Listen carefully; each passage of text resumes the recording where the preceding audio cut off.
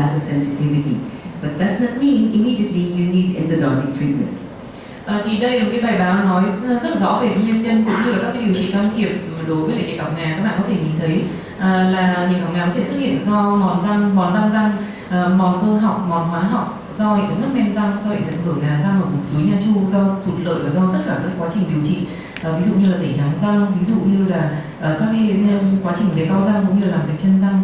Thì chúng ta phải hiểu rất là kỹ về cái nguyên nhân để chúng ta có thể điều trị, và cái việc điều trị này nó không liên quan đến nội nha, tại vì là cái viêm thủy này là viêm thủy có hồi phục. Good. Just more examples, you know. I'm going to go a little faster because I have a lot of materials to show you. Just a little. And this is the one I use in my practice. There's so many different kinds of dental hypersensitivity treatment. It doesn't matter what you use, but this is just what we have in our practice called brush and bond. And that's what I use to treat number 3. Và cái việc mà tôi làm, tôi sử dụng cái chế phẩm brush and bond. Cái việc mà các bạn sử dụng cái gì nó không quan trọng, mà việc là trong phòng khám chúng ta luôn luôn phải có các cái chế phẩm để điều trị nhạy cảm ngà. Và trong trường hợp đối với những cái răng nguyên thủy không hồi phục do có hồi phục do các cái nguyên nhân mà tôi vừa kể trên, các bạn có thể sử dụng các cái chế phẩm đó. And it comes with an activator. Everyone knows that. I'm going to go a little faster. Whatever system you use, you just follow the instructions. And if it's dental hypersensitivity, without anesthesia, you should see the patient feel immediate resolution of the problem. Thì đối với những trường hợp nhạy cảm ngà, các bạn có thể sử dụng các cái chế phẩm mà có cái kích hoạt nhanh để che phủ các cái ống ngà, và không nó giống như là các bạn gây tê thì ngay sau khi các bạn xử lý thì bệnh nhân sẽ hết triệu chứng nhạy cảm này. Yep. You just follow the instructions. You rub, you bond, and if it's truly dental hypersensitivity, the symptoms will disappear right there in front of you. You look like a hero. But if it's not disappear, that means maybe there's more pulpitis going on. Thế thì cái việc mà điều trị nhạy cảm ngà nó cũng có cái giá trị rất là lớn, bởi vì ngay khi các bạn điều trị nhạy cảm ngà mà bệnh nhân hết sạch triệu chứng thì các bạn sẽ trở thành người anh hùng. Còn nếu mà các bạn mà thấy rằng là ngay sau khi điều trị nhạy cảm ngà bệnh nhân không hết, vẫn có triệu chứng gì đó thì có thể là cái dấu hiệu của viêm thủy nó đang tăng dần. Thank you. Okay, so some more reasons of reversible pulpitis: little caries very early, and when you do a lot of vital bleaching, that could cause reversible pulpitis. So don't be rushed to tell the patient, oh, you have an endodontic problem. You have to figure out whether it's dental hypersensitivity or is it an endodontic problem. Thì đối với những bệnh nhân mà có cái dấu hiệu sâu răng sớm, hoặc là những bệnh nhân mà ngay sau khi tẩy trắng răng thì bệnh nhân có cái vấn đề nhạy cảm ngà đôi khi rất là trầm trọng, thì các bạn phải hiểu biết xem là những cái vấn đề này nó đã liên quan đến nội nha hay chưa, thông thường thì là chưa. Now, next case. I hope you learned from the first case. Okay, you opened tooth number 4, you did dental hypersensitivity in tooth number 3. Off she flew to New Zealand, and I got an email from her from New Zealand that she had a smooth flight, she didn't have to drink a lot of martini in the plane, and she enjoyed every food in New Zealand. And then when the patient comes back, calcium hydroxide had been there for 2 weeks to cause antibacterial action. Then you could finish the root canal treatment and treat the perio more definitely. Thì bệnh nhân này thì tôi mong rằng các bạn đã nắm được cái quy trình điều trị, tức là tôi đã mở tủy, tạo hình hệ thống tủy làm sạch răng số 5, đặt hyaluronic acid trong 2 tuần và điều trị nhạy cảm ngà cho răng số 6. Thì bệnh nhân bay đến New Zealand trong 2 tuần và tôi có nhận được email của bệnh nhân và bệnh nhân hoàn toàn bình thường, có thể thưởng thức tất cả các món ăn ở New Zealand. Và sau khi bệnh nhân quay lại sau 2 tuần thì trong thời gian đó hyaluronic acid đã phát huy tác dụng kháng khuẩn, và tôi tiến hành hàn tủy đối với răng số 4, và đương nhiên là tôi sẽ tiếp tục điều trị các vấn đề của nha chu cho bệnh nhân. Good. So now I'm in second case. The cases I'm going to show you are the ones that are not obvious.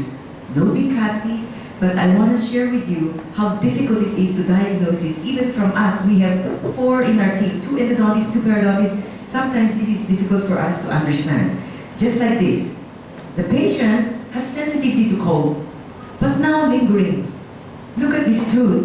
It's almost like a virgin tooth. No fillings, no restorations, no crowns. How can the tooth cause sensitivity, right? And the patient's not making it out. So I told the patient, I grabbed a glass of cold water. I said, yes, give me cold water, and I let the patient drink it. And when the patient drank the water in front of me, she goes, ooh, sensitive. But then it's gone quick. But where is this dental hypersensitivity coming from on this case? Tôi sang trường hợp thứ hai, đôi khi có những trường hợp mà chúng tôi rất là khó chẩn đoán, mặc dù trong phòng khám của tôi thì có tới tận 4 bác sĩ, 2 bác sĩ nội nha và 2 bác sĩ nha chu. Thì bệnh nhân này đến với tôi với một cái than phiền rằng là cô ấy rất là đau khi mà uống nước lạnh. Thì khi mà chụp X-quang các bạn nhìn thấy là hoàn toàn bình thường đối với các vùng dây tròng quanh răng.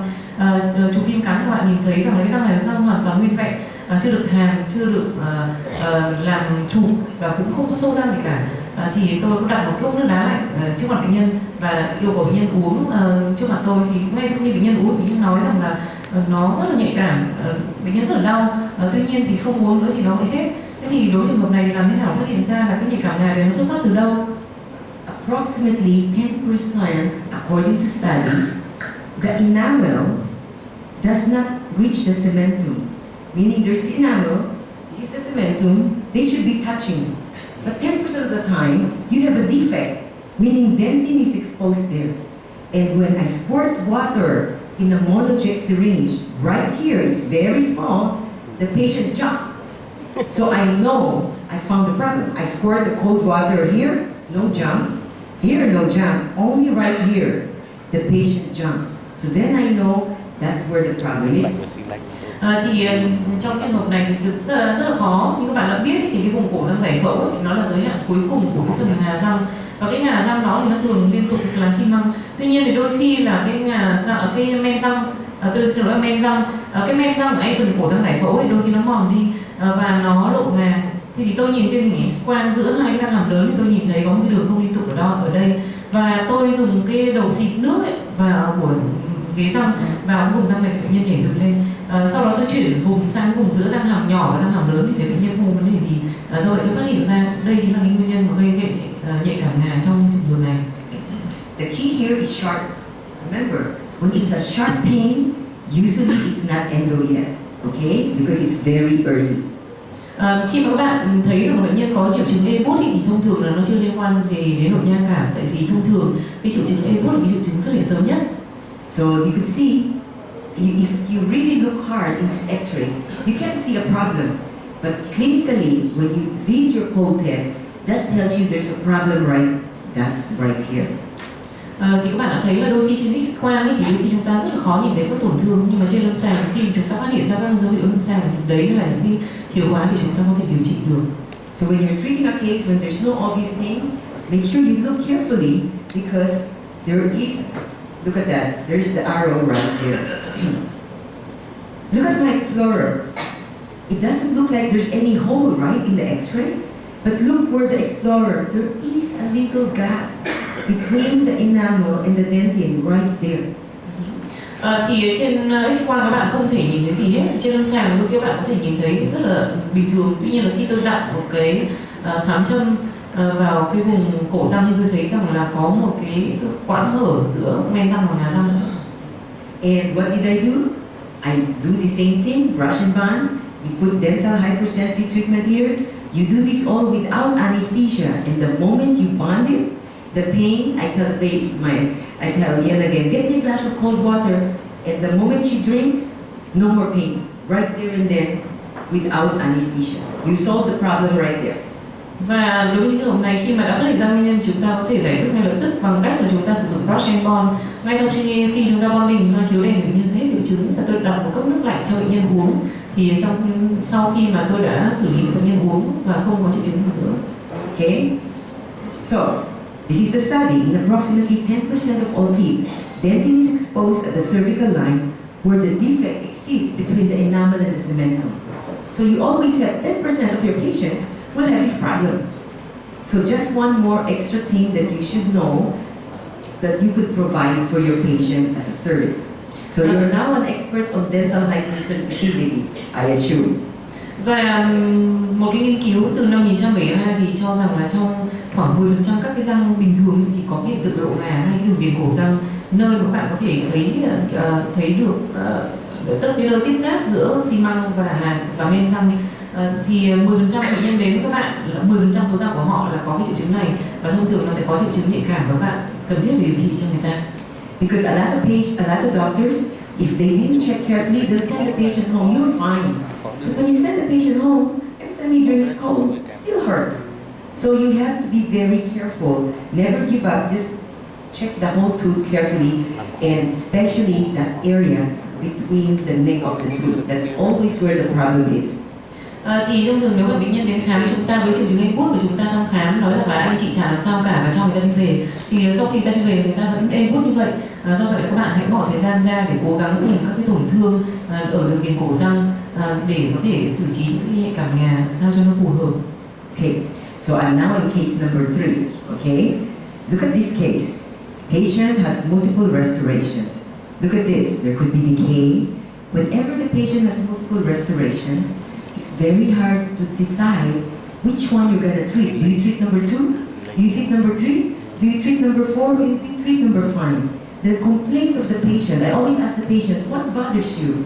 Patient says, my tooth hurts most when I bite and it's very sensitive to cold. Bite and sensitive to cold, right? So, which one do you think is more, how many of you think it's this one causing the problem? Raise your hand.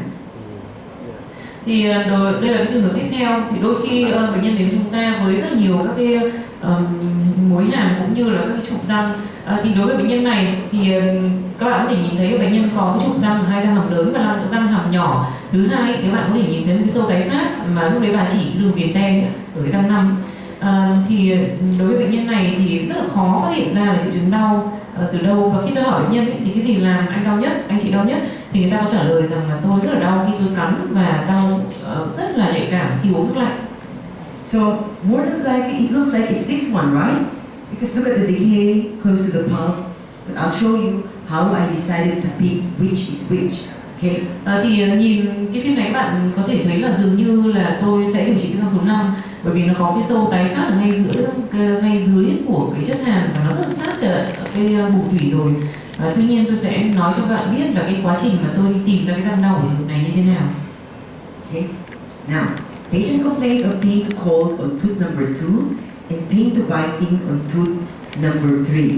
Do you think this patient has a single tooth problem? Yes, no, maybe, or none of the above.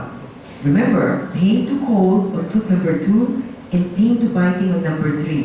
Could this be referred pain? I want to know how many of you say A, B, C, or D.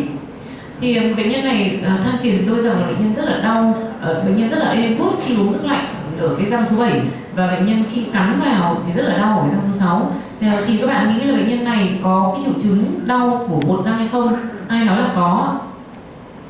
How many say the patient only have one tooth problem? Raise your hand if it's A. Có bạn nào nghĩ rằng là đây là cái triệu chứng của một răng hay không? No one. How many say it's B? The patient has two separate tooth problems. Bao nhiêu bạn nghĩ rằng là trong trường hợp này là có hai cái răng có hai cái dấu hiệu độc lập? Correct.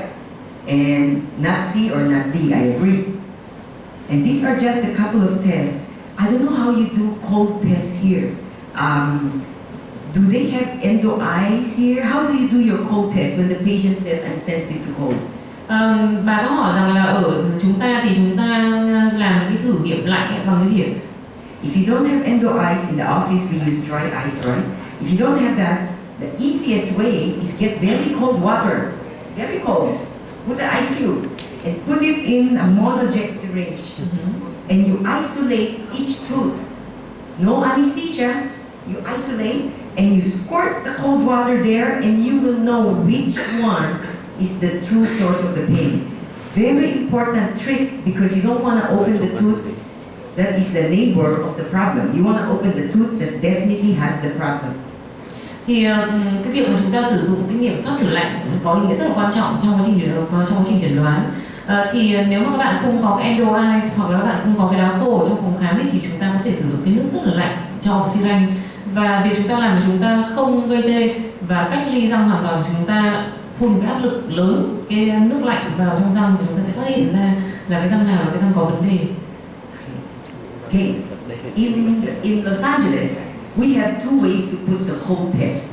One is the dry ice. We have a little machine that makes dry ice stick. It's very cold, minus 56 to minus 98 degrees. Or we have the one that spray endo ice. You spray to a Q-tip, and that is minus 26. I use it because every case that's referred to our practice have crowns, full gold crowns, all porcelain crowns, zirconium crowns, very hard to test the tooth with cold. So I need something which is the coldest, which is this. Thì thông thường ấy, khi mà chúng ta thử đá thì chúng ta có rất là nhiều cách. Nếu mà chúng ta có một cái máy làm đá khô thì chúng ta có thể làm các cái thỏi đá CO2 với lại cái nhiệt độ của nó có thể xuống thấp tới tận âm 98 độ. Và nếu mà bạn không có thì bạn có thể dùng endo ice là sử dụng một cái bình xịt, và khi xịt cái đá này lên trên mặt răng nó có thể xuống tới tận âm 26 độ C. Thì bây giờ tại sao chúng ta phải sử dụng cái nhiệt độ cao như vậy? Bởi vì bạn có rất là nhiều các loại cầu trục, các bạn có các trục sứ kim loại thường, rồi trục sứ titan, đặc biệt là các trục sứ zirconia thì nó rất là khó để cho chúng ta thử thủy cái răng ở phía trong. Thank you. Okay, this is the dry ice in the office. We rent this tank, you open the valve, it squirts dry ice, that's the dry ice I put over the crown. Okay, that's how we test cold in the lake. Đây là cái cách thử đầu tiên mà tôi nói tới, tức là cái bình mà tạo ra cái đá khô, đá CO2. Okay, and the other one is you buy this endo ice where you spray into this cotton tip and you put the cotton pellet immediately on the tooth to see if you will create the pain. Thì đây là cái endo ice. Cái endo ice này thì các bạn sẽ dùng cái miếng bông của các bạn xịt nó lên trên miếng bông đó rồi đưa vào bề mặt răng để thử thủy. So, which test is most accurate? I really base it on the patient's symptoms. If the patient says cold triggers the pain, I have to do the cold test. If the patient says heat, when I drink coffee and tea, hot tea triggers the pain, then I have to do a hot test. So, it depends what the patient, but the most accurate is ice, then electric pulse test, and then the heat test. Thì cái độ chính xác của các cái nghiệm pháp thử thủy thì như thế nào? Nếu mà bệnh nhân nói là bệnh nhân có nhạy cảm đối với lại nước lạnh thì tôi thông thường phải thử cái nghiệm pháp lạnh. Nếu bệnh nhân nói là bệnh nhân uống nước nóng thì có cái triệu chứng đau thì tôi phải thử với lại nghiệm pháp thử nóng. Thì đối với tùy từng bệnh nhân mà nó có các cái nghiệm pháp thử phù hợp với nhau. Tuy nhiên thì là cái mức độ chính xác thì nghiệm pháp thử lạnh là chính xác nhất. Sau đó tới nghiệm pháp thử điện rồi đến nghiệm pháp thử nhiệt. Okay. Now, back to the same case, right? Number 2, percussion and biting test to pain.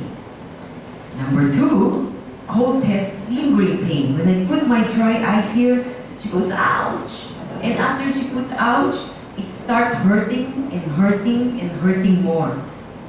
Number 3, it's sensitive to percussion and biting too. So both these teeth hurts when she bites. And when I use the back end of the mirror, it hurts. But number 2 is very painful to cold, but number 3 does not feel the cold at all. Thì khi mà tôi làm các biện pháp thử đối với lại thăm khám với cái răng này thì có triệu chứng như thế nào? Cái răng số 7 khi tôi gõ và khi tôi làm các biện pháp cắn thì bệnh nhân rất là đau, và làm biện pháp thử lạnh thì cơn đau kéo dài và nó tăng lên dần. Đối với răng số 6 thì khi tôi gõ và làm cái nghiệm pháp cắn thì bệnh nhân đau. Tuy nhiên thì cái răng này âm tính với nghiệm pháp thử lạnh. And number 4 and number 5, all the tests are within normal limits. Đối với hai cái răng hàm nhỏ này thì nó đều nằm trong giới hạn bình thường khi chúng ta làm các nghiệm pháp. That's why when you see an X-ray, never judge by the X-ray alone, because it looks like it's this tooth, but truly the problem is tooth number 2 and number 3. Do vậy là tôi nghĩ rằng chúng ta không nên phán quyết bất cứ điều gì khi chỉ nhìn phim X-quang, bởi vì khi chúng ta khám lâm sàng thì thực tế nó hoàn toàn khác. Maybe number 4 will be a problem next year, but as of now, it's tooth number 2 and 3. Có thể là cái răng hàm nhỏ này nó sẽ xuất hiện triệu chứng vào năm sau hoặc năm sau nữa, nhưng bây giờ thì không. Okay. So, my diagnosis is tooth number 2, painful to hold, lingering. It is irreversible pulpitis. And acute periodicular periodontitis because sensitive to biting. Number 3 is necrotic and acute periodicular periodontitis because sensitive to biting too. So both are sensitive to bite, both has a problem, but one is irreversible pulpitis because pain to hold, and one is dead. Thì cái răng số 2 này tôi chẩn đoán là viêm tủy, răng số 7 tôi chẩn đoán là viêm tủy không hồi phục và viêm cấp tính bởi vì nó nhạy cảm khi chúng ta gõ. Còn cái răng số 6 thì tôi chẩn đoán là tủy hoại tử và có viêm môn cấp tính khi mà bởi vì gõ thì nó thường là có cái triệu chứng nhạy cảm. So you are correct. There is two problems in this, two teeth problem in this case. Và các bạn đã đúng khi chẩn đoán rằng là có hai răng có hai cái bệnh hoàn toàn khác nhau. The difference between the first two cases I showed you, dental hypersensitivity and irreversible pulpitis, is look at many plus, meaning lingering pain to cold. After they drink the cold, it doesn't disappear quickly. It stays there, pain, and pain. When you have lingering pain, you need endodontic treatment. Thì đối với lại triệu chứng là viêm tủy có hồi phục, viêm tủy không hồi phục thì cái triệu chứng nó như thế nào? Thứ nhất là bệnh nhân rất là đau. Thứ hai nữa là nhạy cảm đối với lại thử lạnh. Các bạn có thể nhìn thấy cái số lượng dấu cộng tôi đánh dấu ở đây. Ngay khi thử lạnh bệnh nhân xuất hiện cái triệu chứng đau và cái triệu chứng đau này sẽ tăng dần. And usually for a painful to cold, you don't see anything in the X-ray. Only the PDL space could be normal or widened. Only when you bite, it hurts. Nothing you could see in the X-ray. You've got to do it clinically to find out where the pain is. Thì thông thường đối với những răng mà có viêm tủy hồi phục thì hầu như các bạn viêm tủy không hồi phục các bạn không thể nhìn thấy sự thay đổi trên X-quang, trừ khi mà chúng ta có thể nhìn thấy cái khoảng dây chằng nó bình thường hoặc là có thể dày hơn đôi chút, và đấy chính là nguyên nhân khi chúng ta gõ răng bệnh nhân có cái hiện tượng nhạy cảm. Sorry. Same thing. Symptomatic irreversible pulpitis, lingering thermal pain. That's very important. Lingering and spontaneous pain. I'm gonna talk later on about referred pain, which is very important for you to understand, because some patients of you will say, "Doctor, I have pain. I cannot know up or down. It's just so painful," right? So I will teach you the technique how to rule out up or down in the next few cases. Và đối với những cái bệnh nhân mà có hiện tượng viêm tủy hồi phục có triệu chứng thì cái triệu chứng quan trọng nhất là bệnh nhân có những cái cơn đau đối với kích thích nhiệt, và đôi khi thì bệnh nhân có những cái cơn đau lan tỏa và bệnh nhân không thể phát hiện ra bệnh nhân đau cái răng nào hàm trên hay hàm dưới, và tôi sẽ nói cho bạn là làm thế nào để phân biệt. Okay. So this is tooth number 2, right? Pain to cold, right? I open the tooth. Guess what? It's really hyperemic, so diagnosis is correct. Irreversible pulpitis. That definitely need endodontic treatment. Thì đối với cái răng số 7, khi tôi mở tủy ra các bạn có thể nhìn thấy hình ảnh như thế này. Cái hình ảnh này cho thấy rằng là cái tủy răng nó đang sung huyết rất là nhiều, do vậy là nó chảy máu rất là nhiều, và cái chẩn đoán viêm tủy hồi phục của tôi là đúng. Okay. Now, MB2 is hyperemic. I just want to show you in this case. This is MB1, and I put the arrow on MB2. When you see the bleeding, not only coming from one and bleeding here and bleeding here, that means you have a second MB canal. Do not ignore. You have to put a file there and try to find out. And for the people who's going to join us this afternoon for the hands-on, we bought a very special tool with MB1, MB2 to show you how to negotiate that nicely. Thì đây là cái hình ảnh các bạn có thể nhìn thấy cái hình ảnh ống thủy ngoài thứ hai. Cái ống thủy ngoài thứ nhất là ống thủy đã được tạo hình rất là lớn ở phía ngoài, và khi bạn mở tủy các bạn nhìn thấy các cái điểm chảy máu phía gần. Nếu hai cái điểm chảy máu các bạn nhìn thấy là nó tách rời nhau thì đừng có lờ nó đi, mà hãy sử dụng cái file để tạo hình nó, bởi vì đó chính là cái ống thủy ngoài thứ hai. Thì nếu các bạn nào tham gia cái buổi workshop chiều nay, các bạn có thể thấy là chúng tôi có mang các cái mẫu răng nó có những cái ống thủy ngoài thứ hai rất là đẹp. Okay. So the same case, right? I talked about that already, pain to biting. Usually they don't have any lesion, just pain to biting. You don't see anything in the X-ray. It's just pain to biting. So you have to know when to do the endodontic treatment. Thì nếu mà bệnh nhân trong những trường hợp mà có cái viêm manh cuống mà có triệu chứng ý, thì thường là bệnh nhân rất là đau khi mà chúng ta cho bệnh nhân cắn hoặc là khi chúng ta gõ răng. Thông thường thì không nhìn thấy các tổn thương cuống răng trên X-quang. Now, remember number 3? Pain to biting, but no response to the cold test. I open the tooth. Can you see? There's a pus coming out of the palatal canal. Thì cái răng số 6 các bạn có nhớ không, là nó không có cái nhạy cảm đối với cái nghiệm pháp lạnh, và chúng tôi chẩn đoán là viêm tủy, chúng tôi chẩn đoán là tủy bạch tử. Và khi tôi mở tủy ra, các bạn có thể nhìn thấy là cái phần mà có mũi tên màu vàng đó chính là mủ chảy ra từ cái ống thủy phía vòng miệng. If this patient is also flying out for vacation, you have to open 2 teeth, because between the two, whether hyperemic or necrotic, the tooth that will cause severe pain on the airplane because of the change in pressure will be the vital tooth, the bleeding tooth. That will cause so much pain in the airplane until the plane lands again. back to normal pressure, the pain will disappear. Thì nếu mà bệnh nhân này cũng sẽ có một cái kỳ nghỉ và những cái ngày tiếp theo thì chúng ta bắt buộc phải mở cả hai răng, bởi vì đối với những cái răng mà có cái triệu chứng nhạy cảm khi đau, có cái hiện tượng viêm tủy không hồi phục thì ngay trên máy bay ấy, thì có hiện tượng thay đổi áp lực của bệnh nhân sẽ xuất hiện cơn đau dữ dội và chỉ khi nào máy bay hạ cánh thì bệnh nhân hết đau. Good. Okay. So just to show you again the MB2, right? This is the palatal canal. I know it's a little dark.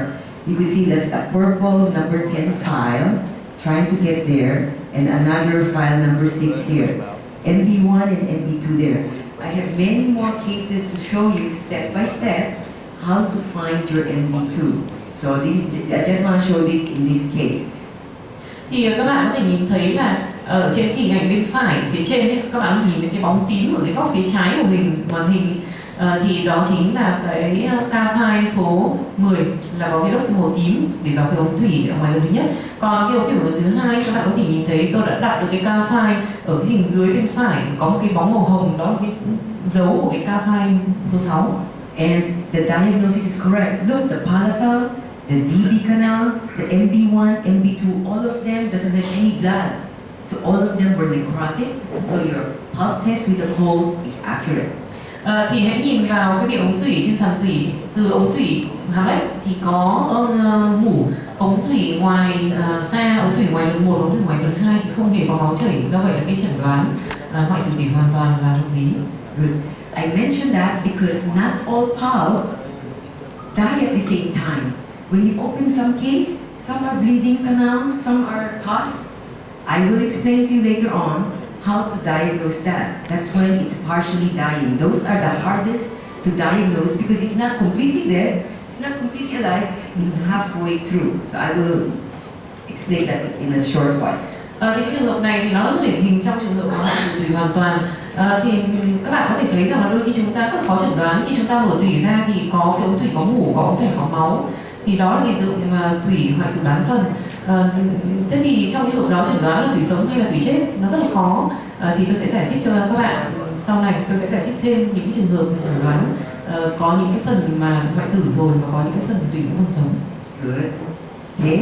So the recommendation, you have to do 2 endodontic treatment, right? Non-surgical, both of number 2 and number 3, and that resolves her problem. Và để giải quyết vấn đề trong trường hợp này, chúng ta phải điều trị cả hai răng là răng số 6 và răng số 7. Now, referred pain. This is very, very important. If you're going to remember one case for the rest of your life, listen very carefully. Thì cái việc mà các bệnh nhân bị đau lan tỏa thì rất là hay gặp, và việc của chúng ta làm thế nào để xác định nó cũng rất là quan trọng. Thì các bạn hãy nghe cái phần này để có thể xác định được cái cơn đau xuất hiện từ răng nào. This is Dr. Yamada's assistant. I walked in the office one day and she was in tears crying while assisting Dr. Yamada. And I said, what happened? She goes, Dr. Ko, when I woke up this morning, I'm brushing my teeth. It's so painful. The pain starts from the upper and then eventually it goes on the lower. I'm pretty sure maybe I need root canal on the lower. That's what she said. Thì đây là trường hợp là mẹ của đồng nghiệp của tôi. Bà đến với tôi trong đẫm nước mắt ra và nói với tôi rằng là thưa Dr. Ko, tôi sáng nay vừa mới ngủ dậy, đánh răng và cảm thấy cơn đau bắt đầu xuất hiện. Cơn đau rất là ghê gớm xuất hiện hàm trên rồi lan tỏa xuống hàm dưới. Tôi nghĩ rằng tôi phải điều trị tủy cái răng nào đó ở hàm dưới. The hardest to diagnose is because on any of these cases, there is no periapical lesion on the X-ray. Và cái rất là khó trong trường hợp này là khi chúng tôi chụp phim X-quang thì không thấy có một cái tổn thương nào vùng chóp cả. But you could see, look, this is very deep, close to the pulp. This is also deep, and all parts of them touching the pulp, and so is this. All of them have very deep restorations close to the pulp.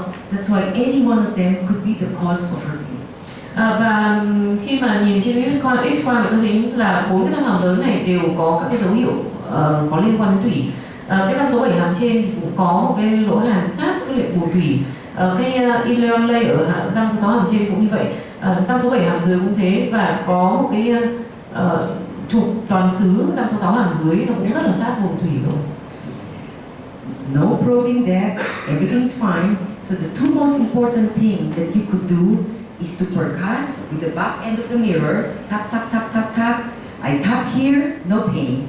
I tap here, no pain. These are all normal. I tap here, maybe slight pain. I tap here, she jumped. Thì cái việc mà chúng ta làm bây giờ, chúng ta phải khám trên lâm sàng và chúng tôi sẽ gõ cái răng này bằng cái cán gương. Khi tôi gõ răng số 7 hàm dưới thì bệnh nhân không có cảm giác gì, răng số 6 cũng vậy. Răng số 6 hàm trên có hơi có triệu chứng đau nhẹ một chút, nhưng mà khi tôi gõ tới cái răng số 7 hàm trên thì bệnh nhân nhảy lên. But percussion is not enough because the patient said when I brush my teeth, it's pain. So I had to mimic that cold pain in front of me during my exam.